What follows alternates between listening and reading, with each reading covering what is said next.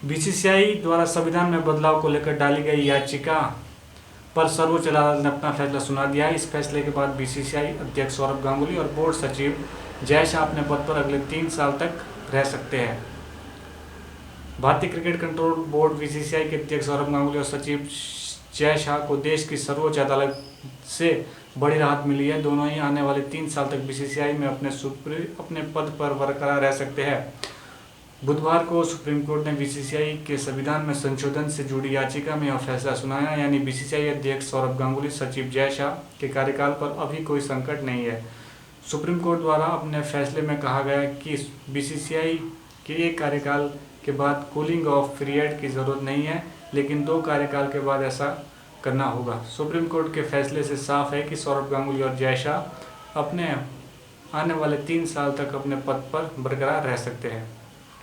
Team India के पूर्व कप्तान सौरभ गांगुली 23 अक्टूबर 2019 को बीसीसीआई अध्यक्ष का पद संभाला था, जबकि जय शाह 24 अक्टूबर 2019 को बीसीसीआई के सचिव बने थे। ऐसे में दोनों का ही कार्यकाल अगले महीने यानी अक्टूबर 2022 में खत्म हो रहा था। यही कारण था कि बीसीसीआई द्वारा सुप्रीम कोर्ट में इस मामले से जुड़ी याचिका पर जल्द सुनवाई की अपील की गई थी।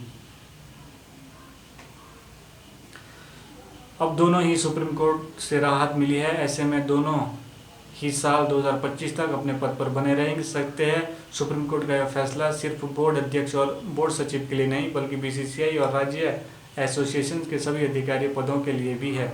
बीसीसीआई द्वारा कोर्ट से अपील की गई थी कि उनके अधिकारियों को लगातार 2 कार्यकाल तक बने रहने की इजाज़त दी जाए। इसमें से एक कार्यकाल राज्य एसोसिएशन से जुड़ा भी हो सकता है। इस अपील को सुप्रीम कोर्ट ने स्वीकार कर लिया। अब अगर कोई अधिकारी बीसीसीआई में एक पद पर लगातार 2 कार्यकाल पूरे करता है, तब उसे 3 साल का कूलिंग पीरियड रहना होगा, जबकि राज्य एसोसिएशन में यह कूलिंग पीरियड 2 साल का होगा।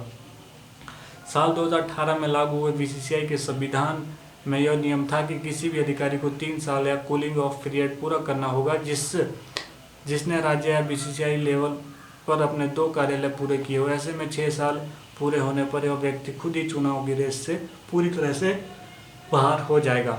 बीसीसीआई द्वारा सुप्रीम कोर्ट में जो याचिका दायर की गई थी, उसमें अपील दी गई कि इस नियम में बदलाव की इजाज़त दी जाए। बीसीसीआई ने अपनी याचिका में कहा था कि कूलिंग ऑफ पीरियड जैसी चीज़ को रद्द कर दिया जाए, सचिव के हाथ में अधिक शक्ति हो और आगे अगर बोर्ड को संविधान में बदलाव करना हो तो उसे अदालत के पास आना ना पड़े।